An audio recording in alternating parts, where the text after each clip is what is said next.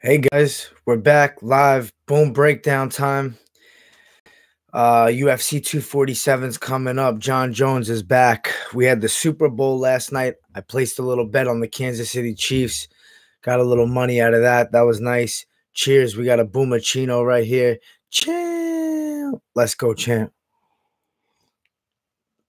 We'll start off on the early prelims. We got Andre Ewell versus Jonathan Martinez. Jonathan Martinez, man, he came off a really impressive knockout with that knee that he landed in his fight. It was kind of a back and forth fight, but then he prevailed in the end and landed that beautiful jump knee.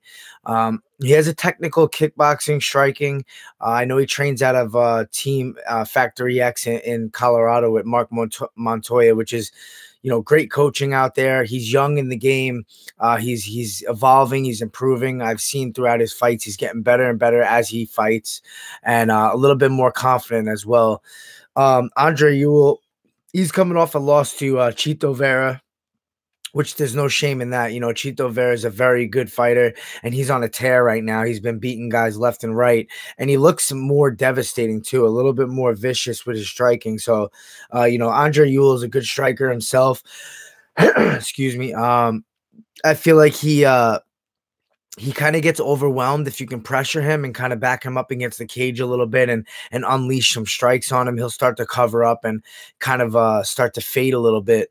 So if Martinez want to look for some pressure, look to back Ewell up against the cage, but Ewell has speed, so this is going to be an interesting striking battle. I feel I don't see this fight going to the ground much. I see it being a striking match back and forth, and that makes for an interesting fight, because both of these guys are pretty fast.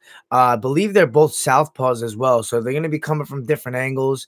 And I just give the edge to Jonathan Martinez, younger, fresher guy coming off a victory, has the momentum behind him. And I feel like he just has a slightly better striking game, a better variety of tools. And, I think Ewell coming off that loss to Vera is going to play a role in this fight. He's got, confidence is on Martinez's side, and that's a big thing. So I'm leaning towards Martinez. I think it'll be a decision.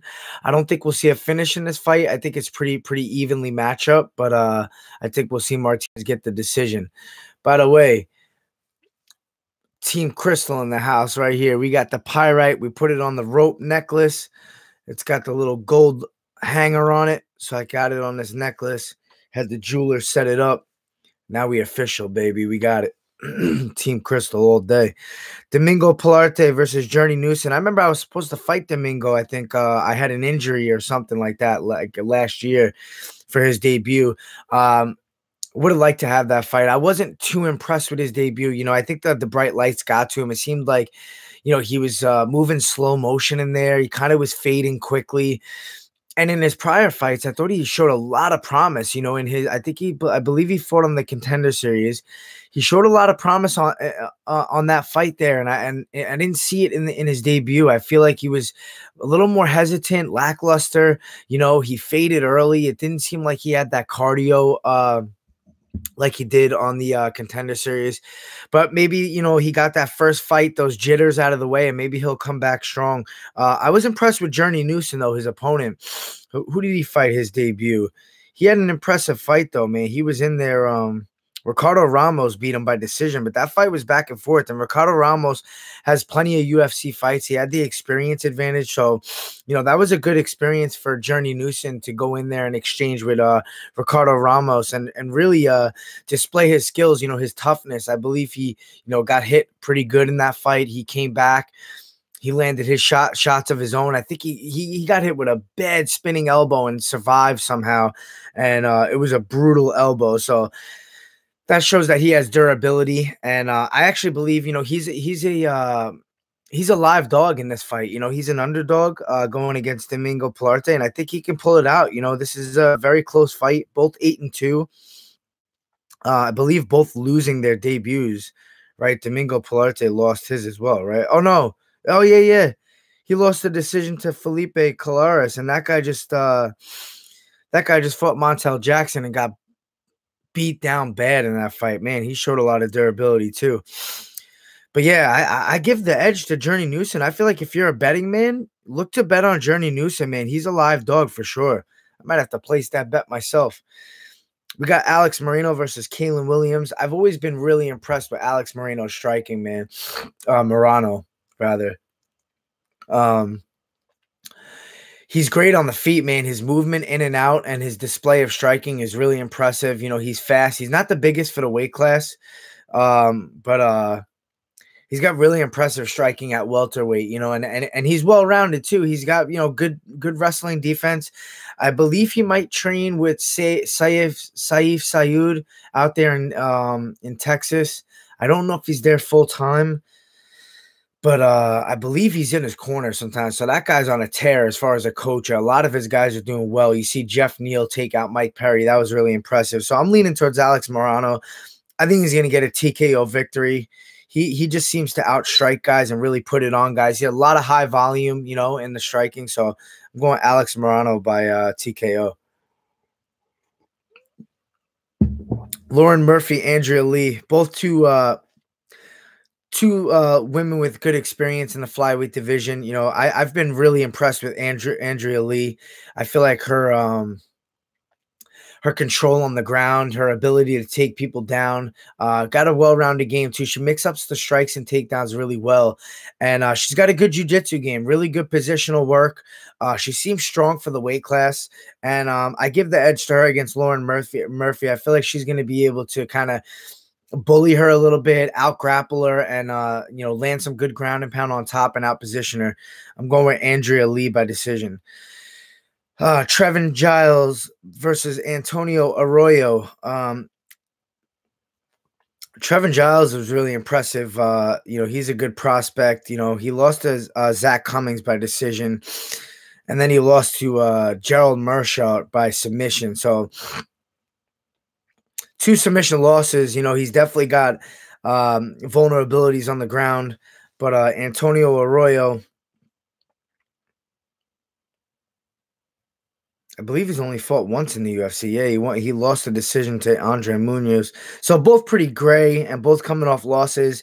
One of those fights where they're trying to find out where these guys stand right now.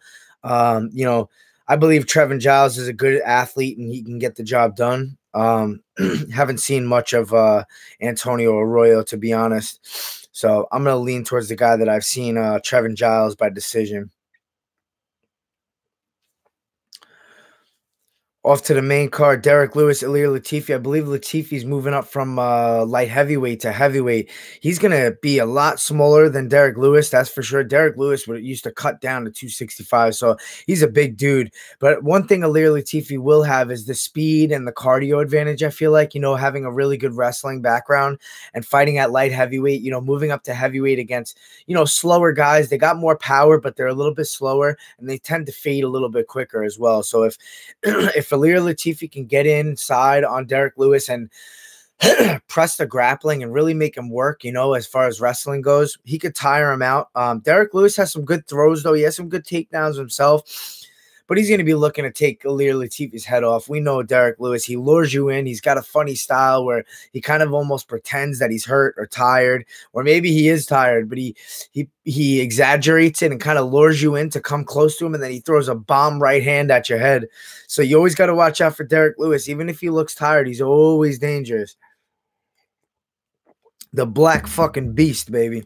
I think Lewis is going to catch him eventually. I think Ilir Latifi will try to, you know, really try to pressure the wrestling and maybe even like get overzealous with trying to take him down, because Derek Lewis's power is going to be something different for Latifi coming up from light heavyweight. I got Derek Lewis by knockout. Dan Ige, Mirsad Bektik. This is an amazing fight at featherweight, man. Ige's been really impressive to me, finishing guys in the first round, coming out the gate hot like a shark, man. Just getting right on guys and trying to fucking just overwhelm them and over pressure them and ground and pound them and out position them. And he's well rounded. He's got great pressure on the ground. You know, he's good at taking guys down and kind of just overwhelming him, because he's really mean with the ground and pound, and he's really active down there. You know, he doesn't just get position and hold. He gets position and he's landing ground and pound shots. He's got strong hips. Mirsad Bektik's a big guy for featherweight, man. And he's really athletic and strong as well. He's got a good wrestling background, very well-rounded. But I believe is he coming off a loss? Mirsad Bektik, who did he fight last? Yeah, big knockout by Josh Emmett last. So, always coming off a knockout, you got to look out for guys and their mentalities and how they rebound, and Danny Igue's coming off some wins and looking really impressive too. Beating Kevin Aguilar was a really impressive win, because that guy was a really good fighter, a lot of experience, more experience than Ige, and a really tough, durable guy that doesn't have many losses, and Ige's shown to be able to go 3 rounds with him and beat him in a decision. That was impressive. I'm leaning towards the underdog here. I like Ige. I feel like he's going to be able to outwork Mirsad Bektik and potentially finish him on the ground with some ground and pound. Maybe Bektik gets hurt and he starts to fade in the later round. I'm going with Ige, man. Either a TKO or a decision. Juan Adams, Justin Tafa, heavyweights, baby. Juan Adams has been really impressive to me. Has a little bit more experience than Justin Tafa. I believe Tafa's coming off the Contender Series, but he's coming off a knockout loss to Jorgen De Castro, who's a big prospect at heavyweight. A lot of promise from him. Juan Adams, on the other hand, he's looked really good as of late, but he did lose to Greg Hardy. So what the fuck am I talking about? Maybe he hasn't looked that good. Losing to Greg Hardy's not really the best look on your resume. But, Greg Hardy's ever improving. And, these guys don't have, like, crazy experience. So you got to take that into consideration. But I think Juan Adams is the better athlete here. I think he packs a little bit more power. And I think hopefully he learned from that last loss to Greg Hardy. So I'm going Juan Adams knockout. Valentina Shevchenko, Caitlin Chikagian. Remember, Caitlin Chikagian has been calling for this fight. She was supposed to have it a while back. I believe she was injured. She couldn't take it. She has an interesting style, man. I don't see anybody beating Valentina anytime soon. But Caitlin does have an interesting style where she outpoints girls and she knows how to move around the cage and make noises and outstrike people and kind of, fight very smart. She's long. She has good striking. She has good takedown defense. She's well-rounded. She's trained under Mark Henry. She has great coaching. She does have a style where if she's a little bit more active and the fight stays on the feet and she kind of gets elusive and throws a little bit more volume, she could decision anybody, man. She's won a lot of decisions, but Valentina is a very smart, high technical fighter, and I just don't feel like she's going to play into that game with Caitlin. Valentina is very strong for the weight class too. She's shown some really good inside the clinch takedowns and control on the ground where she just makes people just stiff, like they can't move underneath her. They can't get back up to their feet. So I think like everybody else, I'm going Valentina Shevchenko in this fight. I don't know if she'll get the finish. Caitlin's durable. She has a very good elusive movement, like I said. I don't know if she's going to get caught big in this fight by something, some kind of head kick like Jessica I. But I'm going Valentina Shevchenko by 5-round decision. John Jones, Dominic Reyes. John Jones is back. Dominic Reyes, an undefeated fighter. But let's be honest, we thought he lost to Ozdemir, right? I did at least. But he has a great promise at light heavyweight. Big left hand, good movement, good size for the weight class. We haven't seen many people that John Jones fights that are actually his size, tall, lengthy, the same kind of build. But let's be honest, John Jones has a superior wrestling advantage. We have seen Reyes taken down before. He does have good, ability to get up. But against a guy like John Jones, if John Jones fights the way he's been fighting, where he just kind of lets his ego take over and he just strikes with guys to try to prove a point, we could see a dangerous left hand from Reyes land in this fight. He knocked out Chris Weidman. He hurt him bad, and he's hurt other guys with that left hand. He has power, and he's a big guy for the weight class too. But John Jones, I feel like, is going to come into this fight smart. I think he's going to take Reyes down. I think he's going to land some ground and pound. I think he's going to kind of try to demoralize him on the ground a little bit, and show him who the superior guy is as far as wrestling goes and experience goes. And, John Jones has been in some of the most, high-level fights at light heavyweight, 5-round fights over and over against big names, and people question the motivation of John Jones, fighting a guy like Reyes, not a huge name. What kind of motivation is this? John Jones's last fight against, Santos, I thought Santos might have edged out that decision, to be honest. So where is John Jones? What kind of mentality does he have? What kind of focus does he have right now? That'll be told on February 8th, but I think that John Jones is going to come back strong here. I think Dominic Reyes is not as dangerous as an opponent as Santos, in my opinion, as far as striking goes and devastation. Well-rounded striking, and diverse kicks and stuff like that, and danger altogether. Reyes does have that left hand. He does have some good boxing. But I just give the edge to John Jones everywhere in this fight. He's going to utilize those kicks to the knee. He's going to stay on the outside. He doesn't fight like Chris Weidman at all. It's a complete different opponent. So nobody's beating John Jones right now until he goes to heavyweight. Maybe something might happen there. But I got John Jones, man. I think he's going to get a finish. TKO, ground and pound, maybe a submission, something like that. Where the hell are these questions? Let's get these questions in, guys. We're already done with this. Let's check Twitter for the questions. See what we got.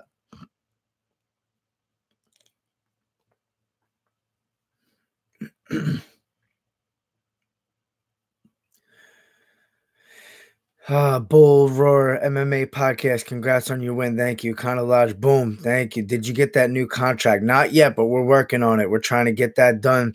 Got to time it right, make sure you negotiate well, get that lucrative deal, and get a fight for April 18th, hopefully in Brooklyn. That's what we're aiming for, baby. We got a question here. By time is to travel, have you signed with a label yet? Will you and Tyrone Woodley make a song together? Hey, T Wood, hit me up, my friend. Let's make a little jam. I think we could make some sick fucking entrance music. That'd be awesome. No, I haven't signed with a label yet, but I'd love to sign with a big team. I've been working on that, the music. I got to get my music out there somehow more, use my platform to get it out there. It's a couple songs on Spotify, but I have like 13 finished songs, man. So I got to get them out there. I've been focused on my fight. So I haven't been able to kind of push it like that. But soon there'll be some new music going out. Angelo Berardi, being a fighter yourself and considering all the emotions a fighter goes through with camp and negotiating, social media, etc. I've wondered if when a fighter is in the cage and Buffer is announcing their win-loss record and is coming off a loss, could that affect them before a fight? That's a very good question, man. It's all about your awareness and how you perceive things. What are you listening to? What are you focusing on? To me, I try to tune out everything. When I'm in the cage, I'm trying to be tunnel vision. I'm trying to focus. I'm not even really noticing Bruce Buffer sometimes. Sometimes I am. I'm taking it in. Sometimes I'm not. In my last fight, interestingly enough, it's always different. My last fight, I was so calm, so cool, collected, like I didn't even really pay attention to Buffer announcing my name. I gave him a pound, but I really wasn't focused on that. I was just focused on remaining calm and staying relaxed. That was my vision. So with that said, I didn't even hear him say my record, really. I didn't even hear him talk about any of that stuff. But, if you listen, it could affect you if you focus on it. I don't think people really let that get to them. You're about to fight somebody. So who gives a shit how many losses you had, how many wins you had? Because all that matters is that you win tonight, And so if you're focused on that, then that's not a good thing, man. But yeah, there's a lot of distractions. There's a lot of emotions. There's a lot of things to pay attention to or to ignore. And you got to just stay focused, tunnel vision, By the brother, Keith Kelleher, do you think there's any chance you can get a top 15 guy in your next fight? And if so, who? Dodson or Wood? Who wins? Jan Aljo, who wins if that happens? Will you be putting any money down on Reyes? No. I'm not betting on Reyes. I see John Jones winning that fight clearly, although Reyes is a big underdog. If I was going to put money on anybody, it'd be John Jones, but you got to put like $500 to win 100. So I'm not doing that either because you never know. But yeah, Dodson or Wood. Dodson's a really tricky fight for anybody, man. Wood is a really impressive prospect, and he's got a great, technique with striking. He keeps his hands up. He fights long. He's got a great jiu-jitsu game. He's submitted a lot of guys. He's good at taking the back. But Dodson's not a guy that you're going to control. You know what I mean? Wood's going to have to deal with a striking battle, an in and out battle, a movement battle, trying to find Dodson. I think Wood will do a good job at cutting off the cage and utilizing his length and his strikes. But Dodson's such an in and out fast guy. He has power in that left hand too. He's a dangerous guy to fight and a really frustrating guy to fight. So we'll see, man. Dodson could always out decision you if he outpoints you, you know, with his movement. If Jan and Aljo fight, I don't know, man. That's a really hard fight to call because Aljo's on another level right now from what he was in the past. He's definitely hit his peak. He's very, very hard guy to fight himself, like Dodson, you know, but different, but frustrating. Utilizes his legs really well, keeping you at bay with his kicks. But I think Peter Yan has a little bit superior striking. You know, I give the grappling edge to Aljo. It'd be a really interesting fight because I feel like the fight would go everywhere. I feel like it would be on the feet, on the ground. And I feel like Aljo has the potential to submit Yan if he can get his back or, you know, create a scramble on the ground. But I think Yan has the ability to finish Aljo on the feet as far as just devastation with striking and his ability to, you know, outstrike guys. Has a lot of Muay Thai experience and boxing experience as well. So I give that striking edge to Yan. All right, that's the Twitter questions. Chiesa called out Colby a bit too much or a close fight. I think Colby's a rough fight for him, but I think it's a great call out. Chiesa's done really well at welterweight. He's fitting into the weight class really good. His size is good. His ability to out grapple guys is good. That would be a very interesting fight, man. Because I don't know if he could take Colby down and do what he does to everyone else. So it might end up a striking fight. You've seen the volume Colby puts out, but coming off a loss where you break your jaw, you're facing a lot of you know, trials and tribulations there, and how you come back from that might be affect him. So I think Chiesa's looking at it like that. You know, this is a good timing for him to fight a guy like Colby, also to put himself in title contention. Who's the second best welterweight out there? Of course, it's Colby Covington. You see that fight with Usman? That was insane. So, you know, great call out. Congrats on the win, Cooper Bravo. Thank you, my brother. Champ shit only. I like Chiesa versus Maya and Colby versus Wonder Boy. That's Conor Lodge. I like that too. You're not wrong. That's definitely Colby versus Wonder Boy is a sick fight, man. Colby would definitely try to maul him with wrestling because Wonder Boy's striking is on another fucking level. You do not want to strike with that guy. I saw him fight live at UFC 244. Put on a clinic on Vincent Luque, man. That was beautiful striking. So, man. And Wonder Boy looked amazing coming off a devastating knockout to Pettis. That was even more impressive. Like, to come off a knockout like that and then outstrike a guy beautifully to perfection like Luque, that was amazing. But hey, thank you for tuning in, guys. The Boom Breakdown is back in full effect. You know, once I get fights, you know, it's hard to be on top of this every time. But, you know, I try to do the big cards and stay consistent. Thanks for the questions. Please give a thumbs up and subscribe to my channel. That would be the best thing that you could do for the Boom. And stay tuned, baby. We're going to get that new deal, and we're going to be fighting April 18th in Brooklyn. Let's manifest good things, baby. Boom.